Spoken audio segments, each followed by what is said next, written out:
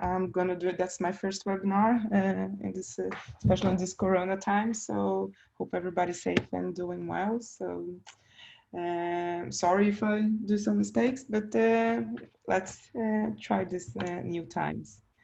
Now, thank you very much, Sammy, for hosting us and working together with the Gupex. Gupex is, to talk a little bit more for those that haven't heard about us, we are a Scandinavian entrepreneur into ventilation and heat exchange. We have our headquarters in Norway, where I'm sitting now. And but we also have office and people working for us in Sweden and UK. And also Canada somehow. Gupex, we've been working with ventilation and heat exchange for over 30 years. The ventilation part is mostly delivered in Norway for industrial buildings and all sort of type of commercial buildings and construction. And the heat exchange is an industry and market that we work worldwide.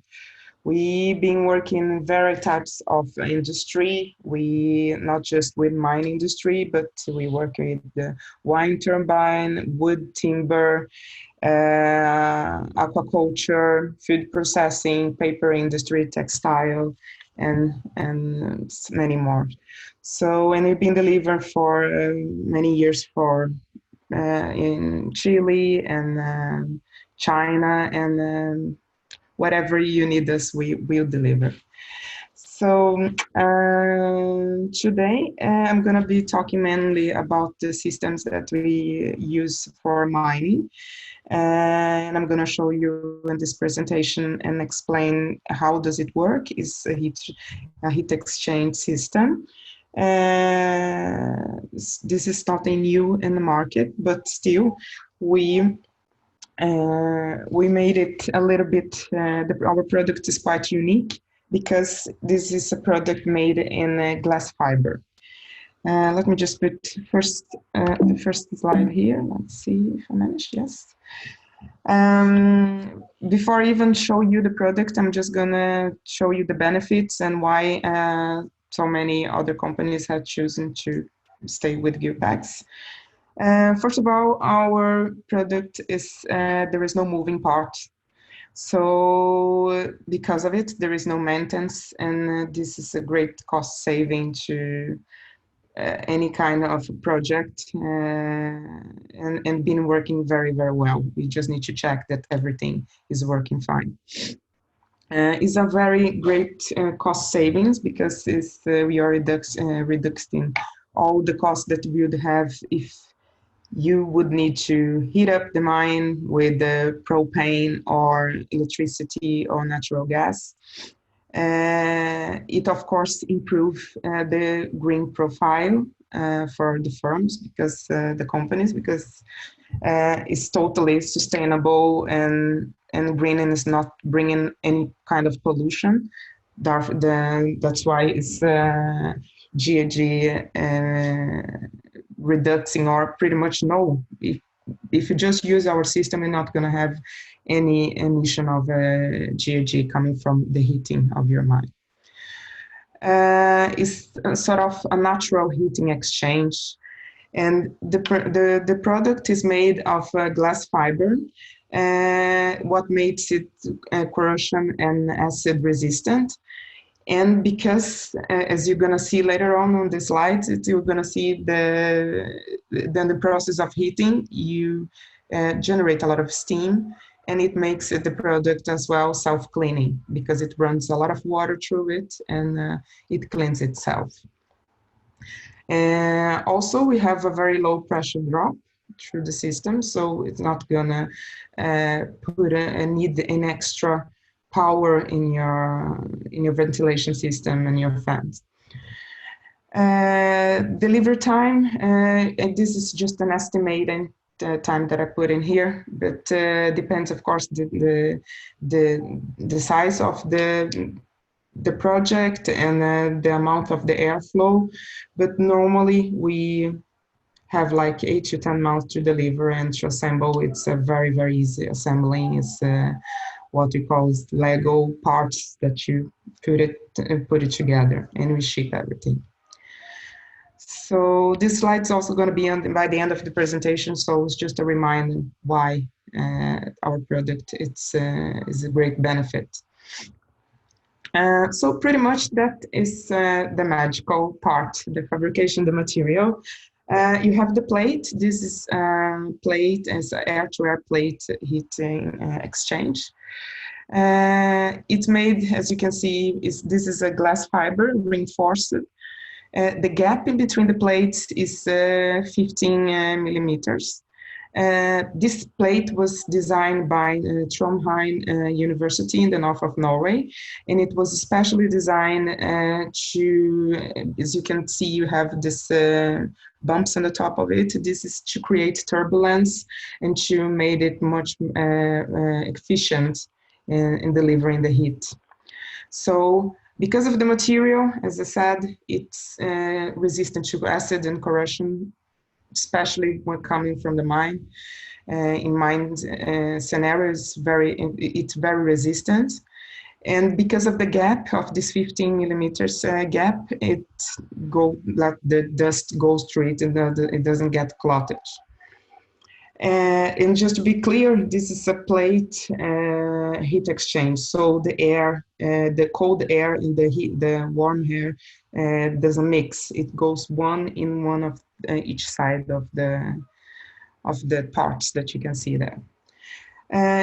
This part of the plate, it's going to be inside, and this is the house. We make a big house that you're going to see in later pictures. And the house is also made of glass fiber. This sandwich glass fiber, then you can put whatever is required and is more suitable for your mine. But the sandwich and the glass fiber, we find out that it is very good in isolation, and as well corrosion and acid resistant. So here is just to illustrate how resistant and the durability of this product. For those that know about Falcon Bridge, this in your left side, you can see the Falcon Bridge. This was the first system that we delivered in the south of Norway, in Kristiansand, is a small city here. This was delivered 30 years ago. And Falcon Bridge had changed owners through the years, and I think nowadays it's the Glencore site. And if you see on the right side, you can see the same heat exchange is still working in there, and there was no maintenance whatsoever for 30 years. I think these pictures speak more than any words. And this is because of the quality and the material of the product. So how the system works. This is like a normal scenario, like a draw about how it is, the shafts and where the air come in and out. In this scenario, it would be on the top here. I forgot to write it down, but this is like a burning station. You have the fresh air coming in and the air coming out. In a normal situation, this scenario, this is just an example, that it was required like 500 cubic meters airflow, and the atmosphere outside would be around -20. In this situation, without our heat exchange, we probably would go through the burner station, and then it can be used a natural gas, or it can be used propane. Many mines use propane, many use electricity to heat up. And in this profile, we would need a +4 degrees under the ground. This scenario, just to use the normal heat, you would be spending more than 46 million of kilowatts, and you would have an emission of 40 tons of CO2. And just to put in a perspective, this is around like 5,000 homes' energy used for 1 year, so it's quite a lot. If you see, this scenario is with our heat exchange that's going to be constructed on the top of the exhaust, and it's going to use the air that normally just would go to waste from the mine. And it's the same scenario. It's going to be -20 outside, the air going to go through the heat exchange. When it comes out from the heat exchange, it already is going to be +2. So if the mine requires +4 to hold, to keep it going, you're just gonna need to, if you need, you're just gonna need to heat up like 2 degrees through the burning station. Some products that we deliver, they don't use the burning station whatsoever. They just cut it down, because many mines you can work already with the +2 or +4. This is just an example, could be a different number. And then in those cases, you're not gonna have any emission of GHG, and you're gonna have 0 costs in propane, electricity, or any kind sort of gas. So if you ask me, sounds quite good. So here is to have like just an estimate how much money you would be saving. If you use electricity, then you have the Canadian and the US. This is amount of money that you would be saving just by installing our product. And if you have a new mine, that is a new project, then the savings start from day one. If you have an old mine, because our product is adaptable for all kinds sort of underground mine, we design the product ourselves. So if you have a system there, you don't need to get rid of our system. We're going to design it on the top or around your system to make it work together. The numbers here is for electricity and natural gas. If it would be propane, it would be around 3 times more savings. We also deliver a frost preventing system that is, well, we roughly designed this box, and it happens in 2 ways. You can have the traditional bypass that we diminish the amount of air going through the system so it doesn't get frozen. And you have the suction damper, that is just this vent that open and closed inside there. Not all of, most of our clients don't need this defrosting system, but in a situation that it might be -50 or under that, it might be needed to have this frosty preventing system. Here is the pictures of the product, the heat exchange, when it's installed, and the projects that we have lately to show you. This is Boliden, is in Sweden. Here's just to illustrate how big it is compared to the people around there. It's one of the last projects that we have that was still being constructed. The house that I talked about in the middle, the sandwich, is this here. All of it is glass fiber, and it's very, very, it's not heavy at all. It's very easy. So the transportation is never going to be that expensive.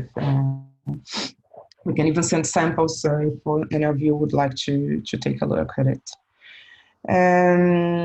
Here you have the inspection door, so you can just take a look and see if the system is working well. Very easy to mount, building blocking system, so everything is gonna come from the fabric finished, so you just need to assemble it. The whole parts came cutted, so it's quite easy assembly. Here is also Boliden, and when I was talking about self-cleaning, you can see here there is a lot of condensation happening. When this condensation happens, it's gonna come a lot of water that goes to the plates that are under here, or if you can see closer here, and it cleans out all the particles that might be stuck in there. And it made, we never have any problem with the blockage or clottage in the plates, because of also of the 15 millimeters we have. This is the inside of the heat exchange, so you can see how it works. If there is any issue, if you want to see if everything's working fine, it's easy to reach. This is another site, is in Zinkgruvan, also in Sweden. These are older projects, but this is to illustrate very good. Here in this specific situation, the one in the right side, this was a very unusual place to have the shafts of the mine, but it was in between a lot of buildings that are close by. So we needed to design it on the top of the burning station. So under here, we have the burning station, and we made the whole is a totally different design, as you can see for the other one, to suit this the requirements of this client.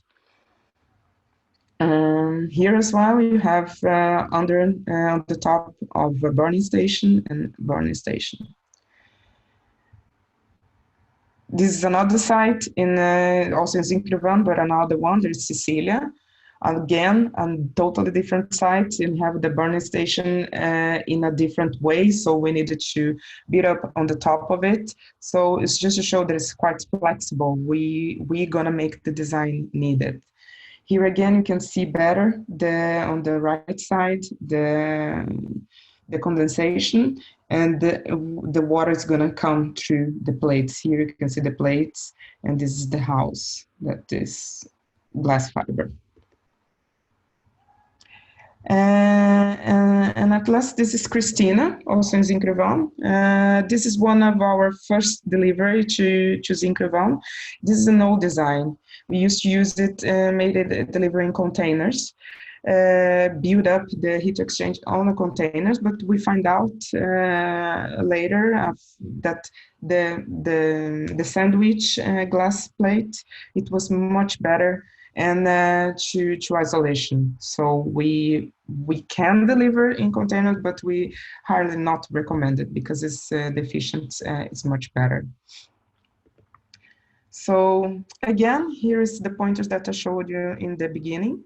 You can, well, I think everybody gonna have this presentation. So if there is any doubts, I can answer questions from in a few minutes. And that's pretty much it. I have as well in this presentation, by then, if you go a little longer, there's just 2 more slides. That is pretty much, if you are interested, if you want to know a little bit better what we can bring and if it works, and an estimative of the price. If you answer those questions and send to me, I'm going to be happy to get back in contact with, just to discuss what actually do you need and if we can help you and to find a solution that is suitable for you all. So that's it. I think that's all I have to say right now. So it's open for you if you have any questions. Me and Daniel gonna try to answer them as good as possible. Thank you. Right. Thank you so much, Elaine, for the presentation. And you know, it's one of those technologies where you hardly know that there's a lot of energy being lost through those upcast shafts into the atmosphere. Elaine, I have a question here for you from one of our guests, and the question is, what distance is allowed between exhaust and intake? And then, you know, the question here was, intake and exhaust raises are not always close together. So what distance is allowed between the exhaust and intake for this solution to work? Well, we don't have an allowance. The only thing that's going to be needed is a longer duct to connect those. So, of course, if the shafts are close by, it's a less duct, so it's going to be cheaper, the whole project, but we have been asked to make ducts that's going to be like almost 800 meters, so 1 kilometer almost long. So we gonna deliver. It's just a question. There is a question of the size of the duct that's gonna be built.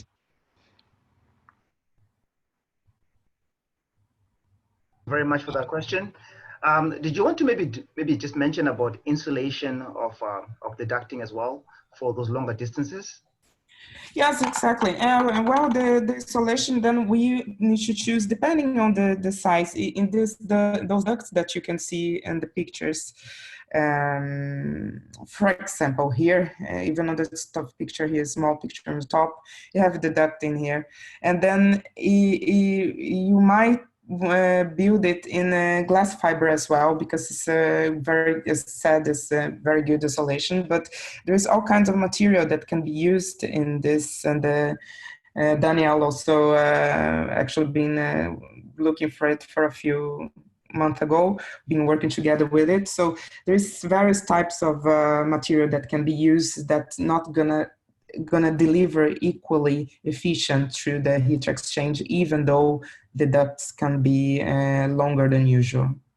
Okay, thank you for that. Another question here, Elaine and Daniel, is, with Canada having low energy costs, where do you feel in Canada this solution would be most useful? Well, we understand that you have a lot of locations in Canada. You use natural gas, but in the prices of natural gas might not be as high as propane and electricity. But even though it's a great saving, because if you do not think just about the savings about when it comes to fuel and to electricity, you're still going to have the reduction of a considerably amount of reduction of GHG. So I think it would be suitable for all kinds of mine. But if you have a new project, and if you were considering using propane or electricity, instead of it, use our product, then it's savings from day one. So it's great opportunity to most of you. Boliden, as an example, in Sweden, they bought from us, and then a few years later they bought more too from us, and they're ordering more because they are quite happy with the system we delivered. The last system that we deliver, they don't even build a burner station. They are just using our product both to heat and to cool down the mine in the summertime. Okay, thank you for that. Daniel, do you want to add anything to that answer?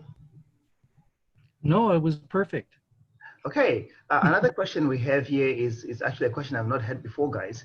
And the question here is, how do you overcome a horizontal or vertical distance? Because sometimes in some mountain regions, the elevation of the intake and exhaust may be at different levels. So how do you address that? Well, I guess if Daniel maybe could answer this better than me, because we just been to this mine in Canada. That it was also different elevation, and the discussion was about exactly that wouldn't be a problem. We just need to have a good structure for the duct, wasn't it? That we come to. Yeah, that's it. You just have to connect the two with a vent tube. So depending on how far and how expensive it is for the ducting, that'll be the determining factor. So even though it's a higher level and altitude, so it's always going to be solved with the depth, really. That What would be good is to get this into, some of your initial studies, because you see, sometimes you have an option where you're putting your upcast and downcast shafts, and the closer the better. Exactly. All right, thank you for that answer. The next question we have here is, I guess the question is, does using this heat exchange always offset all gas consumption or heating, or is it supplemental heating required during both very low temperature periods? Well, it all depends on the temperature required. As I said, it depends on the temperature required for the drift of the mine. Some places they require +4, some other +2, +6. So that it stays pretty much on this range. And of course, if it's you need to see the atmosphere outside, how many degrees is going to be outside. As I said just now, it was a very good example we had in Boliden that they don't need any burner station. They made a new site, part of the site in the mine, so they use our product since the beginning. So they cut it down because they saw that the burner station that they had before, it wasn't being used. And in Sweden, we can get also to, especially where it is, -40, -46. So depends, all those details need to be going to be calculated. So that's why I said, if any of you want some more detailed information about if it's suitable, what can we do, and the price, like we can just have a chat and just fill out this last form on this presentation and send it back to me or to Charles or Daniel, and we're going to calculate. So we're going to let you know if you're going to probably need or not a burner station or extra heat form. Okay, thank you for that. We do have a few more questions here. The next question is a question regarding pressure drop, concerning pressure loss, fan duty. They were asking the question here, will there be a pressure loss and will the ventilation system be affected by the installation of the heat exchanger? Yeah, Daniel can address this one, but what I can say is, like, we have a very low pressure drop that is between 150 to 300 Pascal, and so we haven't heard anything that anyone that has installed had any issue with the fans and the extra ventilation. Maybe Daniel will want to say something more about this part. Oh, that's just it. There haven't been any need to change any of the fan power or anything like that. It's a very low pressure drop. All right, thank you for that answer. The next question here is, how do you determine the number of plates that are used within the heat exchange? Is it the number of passes? And also, do you have a selection tool that you use to determine the number of plates required? Well, it's a heat exchanger design. So depending on your airflow, and they're 15 millimeters is the span between the plates, and you have to double the airflow, right? You got airflow, fresh air coming in that goes to the mine, and the exhaust air going through. So you have enough room in there to allow all this airflow to go through, and that will just determine the size. So you're going to have a different size for different airflows. Exactly. Another question that I've seen a few more times here is, the question is just, and I can answer this question. The question is, will copies of this presentation and recording be made available to the people that have registered? And the answer is yes. Yes, we will be sending you a copy of the presentation and the link to the recording. And we'll also be sending you a copy of the answers to some of the questions that you're hearing here. Again, please feel free to answer, to post questions on the chat. You can send them to me privately, or you can send them on the group chat as well.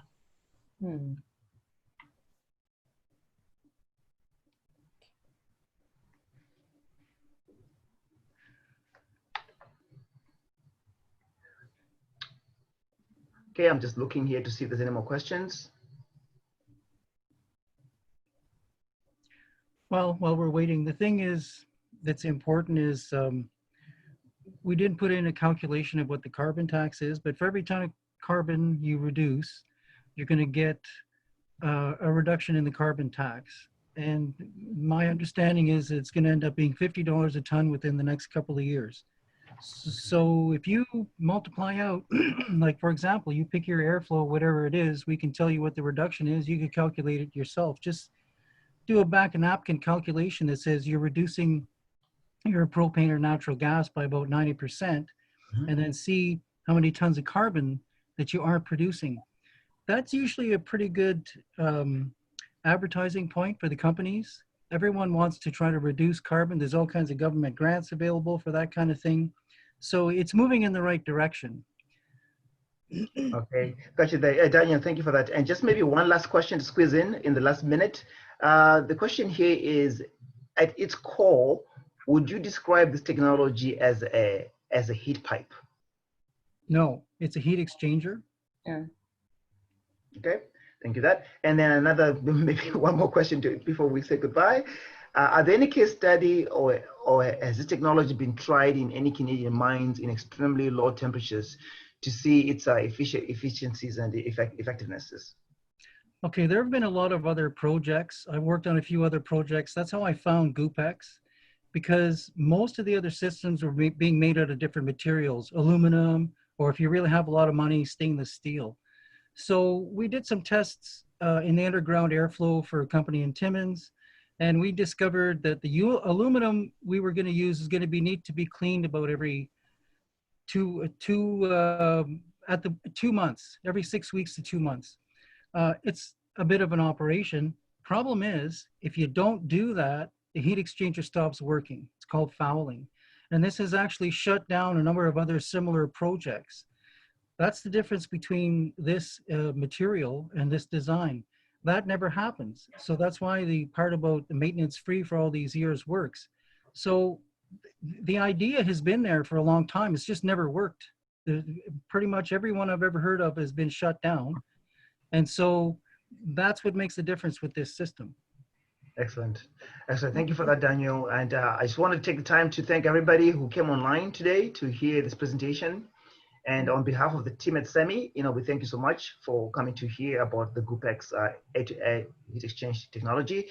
Elaine, I'll just let you say some goodbyes before we end the presentation. So please go ahead. Yeah. Well, guys, thank you very much. Really, it is a pleasure to do this webinar, and I'm available. You have all the contacts you need, and if there is any other questions that are not clear or doubts, just get in contact, and I'm gonna be glad to give you a call or just to talk freely about any doubts that might still that haven't been answered in this webinar. But thank you very much for listening, and it was a pleasure. Excellent. And again, thank you everybody for attending. The questions that we did not get to answer will be included in the answer sheet that will go along with the rest of the presentation. Thank you again for your attendance. Have a good day. Thank you, Charles. Thank Daniel too. Okay, thanks, Owen.